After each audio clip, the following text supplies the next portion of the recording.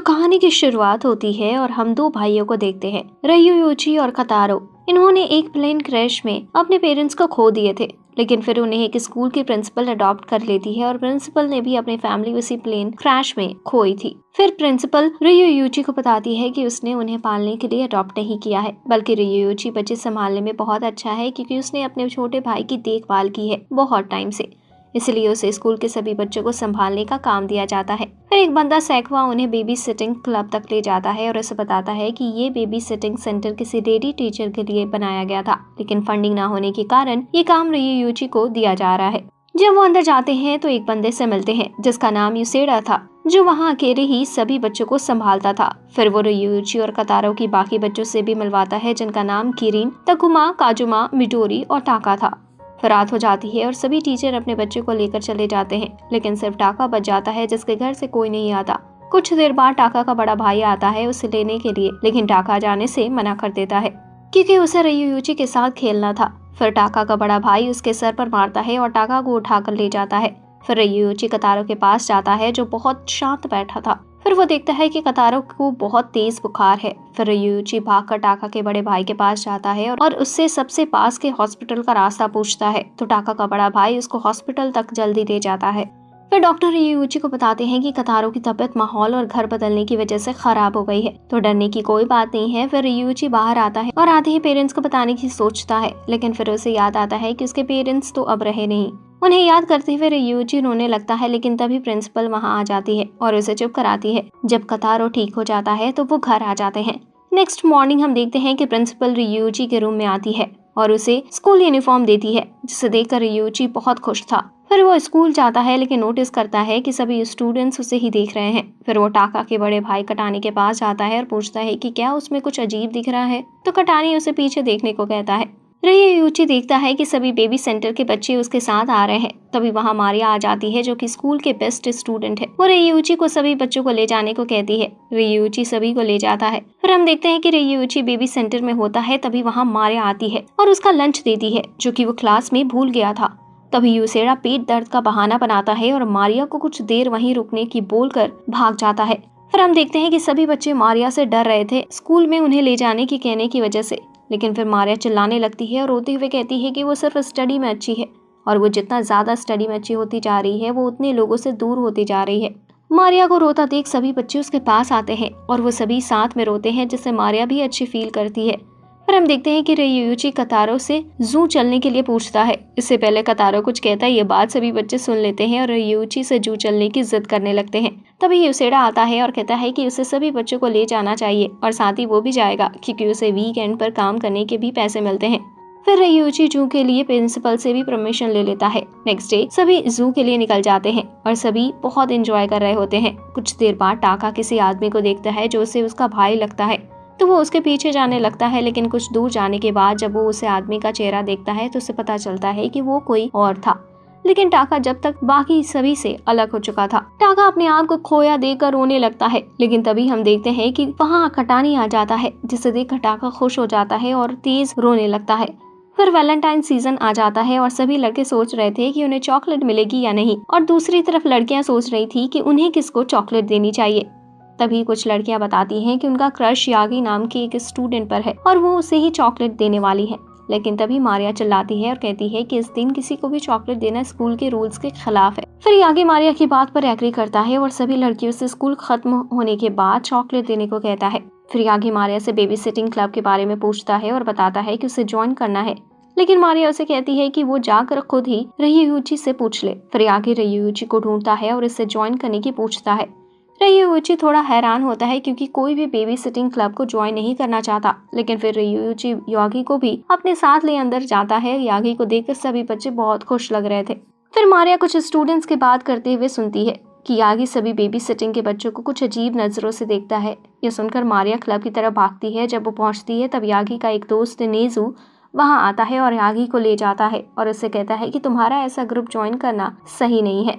मारिया को देखकर सभी बच्चे उसे चॉकलेट मांगने लगते हैं, लेकिन मारिया उन्हें चॉकलेट देने से मना कर देती है और कहती है आज के दिन किसी को चॉकलेट नहीं मिल सकती।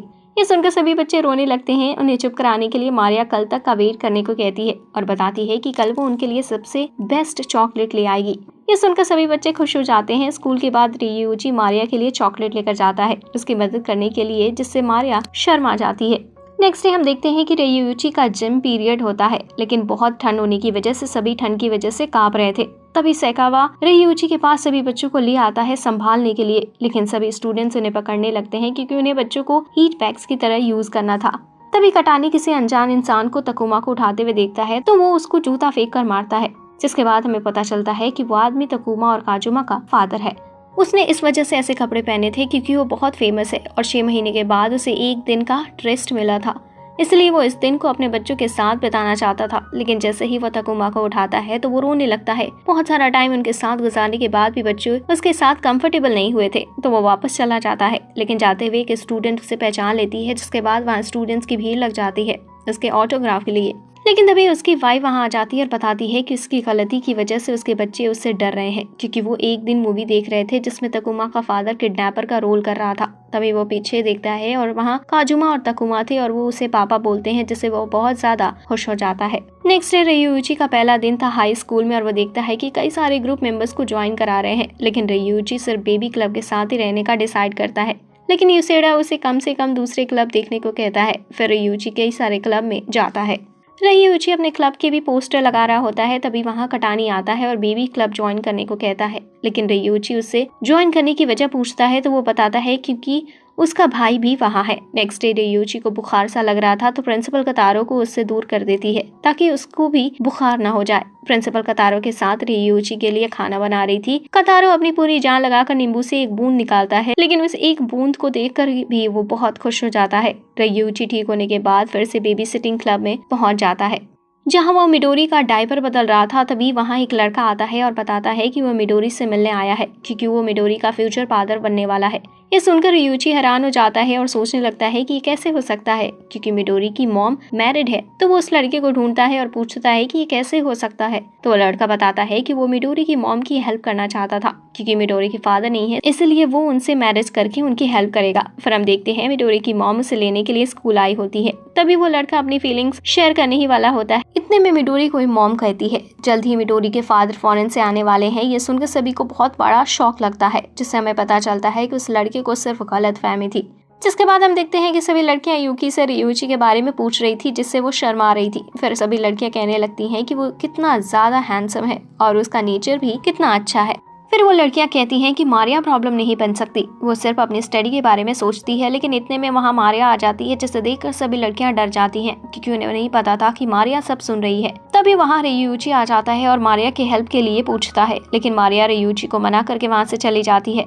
मारिया जा ही रही थी तभी वहाँ किरीन और कतारो आ जाती हैं और मारिया से खेलने के लिए पूछते हैं, लेकिन मारिया मना कर देती है और गुस्से में कहती है कि स्कूल खेलने की जगह नहीं होती है, जिसकी वजह से मारिया रोने लगती है। तो मारिया उसे कहती है कि वहाँ अभी रियूची है, इस वजह से वो वहाँ नहीं जा सकती।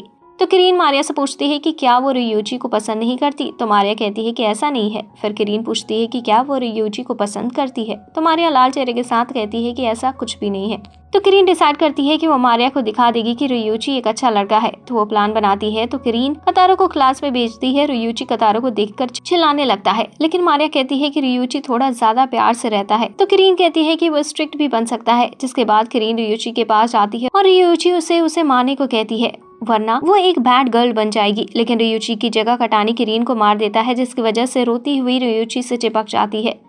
फिर मारिया सामने आती है और कहती है कि एक मिसअंडरस्टैंडिंग है। फिर मारिया कहती है कि वो रियूची को हेट नहीं करती। तो किरीन पूछती है कि क्या वो रियूची को पसंद करती है, जिससे मारिया का चेहरा फिर से लाल हो जाता है और वो वहाँ से जाने लगती है। रियूची मारिया के पीछे जाता है और वो उसका हाथ पकड़ लेता है। ये देखकर सभी को लगता है कि अब रियूची मारिया के सामने अपना लव एक्सेप्ट करने वाला है, लेकिन रियूची मारिया से कहता है कि उसकी स्कर्ट पर स्टिकर लगी है। फिर हम देखते हैं रियूची को लव लेटर मिलता है उसके लॉकर में। यूरी की दोस्त उससे पूछती है कि क्या वो उसने रखा है, लेकिन वो मना कर देती है। तभी वहाँ मारिया भी आ जाती है और वो रियूची से कहने लगती है कि ऐसे रास्ते में खड़े नहीं होते। तभी रियूची का दोस्त उसका लव लेटर पढ़ने लगता है और जोर जोर से उसमें नेक्स्ट डे रियूची को सुबह मिलने के लिए बुलाया था। रियूची ये सुनकर वहाँ से चला जाता है। रियूची पूरा दिन सोचते हुए बताता है कि कल क्या करना चाहिए। जिसके बाद सुबह रियूची स्कूल जा रहा होता है। तभी कतारो उसका हाथ छुड़ाकर भाग जाता है और रियूची मारिया से बात करने लगता है। तभी वो देखते हैं कि कतारो कहीं दिख नहीं रहा। फिर कुछ देर बाद कटानी कतारो के साथ आ जाता है। कतारो रियूची के लिए नींबू लेने गया था क्योंकि उसे ऐसा लग रहा था कि रियूची की तबीयत ठीक नहीं है, क्योंकि उसका चेहरा लाल दिख रहा है। ये सुनकर रियूची को याद आता है कि उसकी पहली प्रायोरिटी हमेशा कतारो होगा। फिर वो उस लड़की से मिलता है और उसको मना कर देता है क्योंकि उसकी पहली प्रायोरिटी कतारो है। फिर हम देखते हैं कि रियूची कटानी को फेस्टिवल में चलने के लिए ऑफर करता है। फिर हम देखते हैं रियूची और कतारो तो ट्रेडिशनल कपड़े पहनकर आए थे, लेकिन कटानी नॉर्मल कपड़े ही पहनकर आया था। फिर कटानी टाका से कहता है कि वो अपनी स्वॉर्ड शाम तक जरूर खो देगा, जिसके बाद वो फेस्टिवल में निकल जाते हैं। टाका एक गेम देखता है जिसमें जीतने पर एक अच्छा प्राइज था, लेकिन वो गेम इस तरह से बनी थी कि टाका जीत ही नहीं सकता था। तो वो कटानी उसे वहां ले जाता है। कुछ देर बाद टाका देखता है कि उसने अपनी स्वॉर्ड खो दी थी, तो वो सभी जगह ढूंढते हैं स्वॉर्ड को लेकर, लेकिन स्वॉर्ड उन्हें कहीं नहीं मिलती। जिसके बाद कर्नी टाका को वो गेम देखने के लिए ले जाता है जो उसे खेलनी थी। तभी वहाँ कतारो उन रस्सियों में से एक रस्सी खींच देता है जिसमें वहाँ स्वॉर्ड आती है जो टाका की खो गई थी। कटानी उस शॉपकीपर को पकड़ लेता है, तो वो शॉपकीपर उन्हें उसकी गलती के बदले एक ब्रांड न्यू गेम देता है। फिर हम देखते हैं कि टाका कटानी की ऑटोग्राफ बॉल पर पेन चला देता है, लेकिन कटानी उसे मारता नहीं जैसे वो हमेशा मारता था। फिर कटानी और रियूची साथ बैठे थे और रियूची बताता है कि कतारो ने भी उसका सामान बिगाड़ दिया था। जिसके बाद प्रिंसिपल टाका की स्वॉर्ड मांगती है और उसे ऐसा दिखाती है जैसे वो उसे तोड़ने जा रही है, जिसकी वजह से टाका रोने लगता है। फिर प्रिंसिपल टाका को कहती है कि जैसे वो अभी फील कर रहा था, उसका भाई भी ऐसा ही फील कर रहा होगा जब उसने उसकी चीज खराब करी। फिर टाका रोते हुए कटानी से माफी मांगता है। फाइनली अब क्रिसमस आ गया था और सभी बहुत एक्साइटेड थे क्रिसमस के लिए। टाका भी बहुत खुश था सेंटा से मिलने के लिए, लेकिन कटानी टाका को बताने वाला था कि सेंटा असल में नहीं होते। इतने में रियूची उसे रोक देता है। फिर रियूची प्लान कर लेता है कि कटारो को सेंटा बनाकर गिफ्ट देने का, लेकिन उसके पास पूरे पैसे नहीं थे और साथ ही उसका फोन भी खराब हो रहा था। फिर रियूची और कतारो घर जाते हैं और देखते हैं कि क्रिसमस की वजह से स्पेशल फूड बना था, लेकिन प्रिंसिपल वहाँ नहीं थी क्योंकि उन्हें कुछ काम था। फिर हम देखते हैं कि रियूची की हेल्प उसके दोस्तों ने की थी जो सेंटा के कपड़े खरीदने के लिए थे। वो कोशिश कर रहा था कि कतारो से दूर जाकर सेंटा के कपड़े पहने और उसे गिफ्ट दे जैसे उसके फादर करा करते थे, लेकिन कतारो हर जगह रियूची के साथ ही रह रहा था, जिसकी वजह से वो कपड़े नहीं बदल पा रहा था। तभी डोर बेल बजती है और रियूची गेट खोलने जाता है। वो देखता है कि सभी उसके दोस्त और प्रिंसिपल क्रिसमस की पार्टी करने के लिए आए हैं जिन्हें प्रिंसिपल लाई है। ये देखकर रियूची बहुत खुश हो जाता है। यहीं इस एनिमे का एंड हो जाता है। अगर आपको ये वीडियो अच्छी लगी हो तो प्लीज वीडियो को लाइक करना और चैनल को सब्सक्राइब करना। वीडियो यहाँ तक देखने के लिए आपका शुक्रिया।